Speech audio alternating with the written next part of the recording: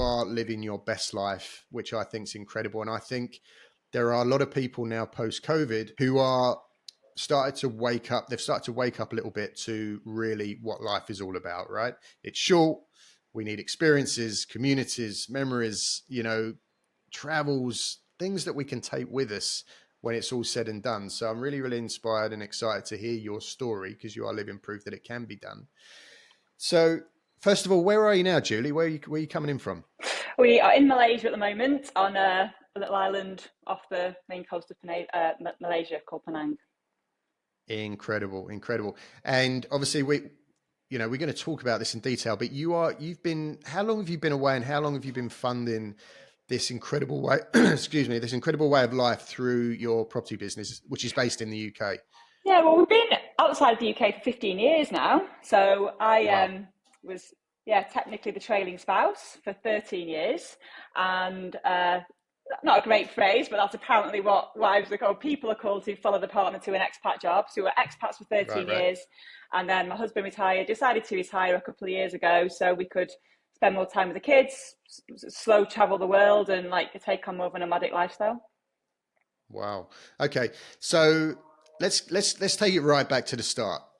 So obviously you're from the UK. When can you? I'm just trying to think in my own head. Obviously, we were just chatting. Right, I've been away most of my adult life, traveling the world, going to cool places, doing all the things that I just mentioned, and I'm trying to think how far back and how early on in my life it was where I started having this need for more. And for me personally, it went right back to when I was about 20, 21. I was in my apprenticeship program in a dark, cold garage in Essex in the UK. And even then, without any prompts, without anybody telling me there's more, there was something inside of me that was just like, this sucks. Like this, there has to be more to life than this. So when was it for you, and where does that bug come from, or that drive for a different life?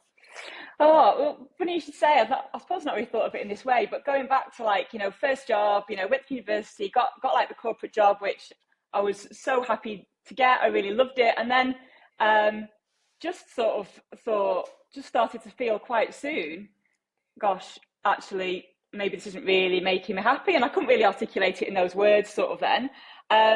But I remember being in some sort of team icebreaker sort of session, those sort of ones that you get in corporate, no one knows each other. Let's all draw a picture and explain what it means. And I was like, oh my God, I just don't want to be here.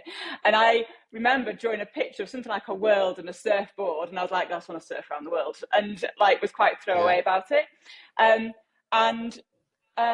Yes, that must have been what kind of age were you then, Julie? Just out of... Probably mid-20s.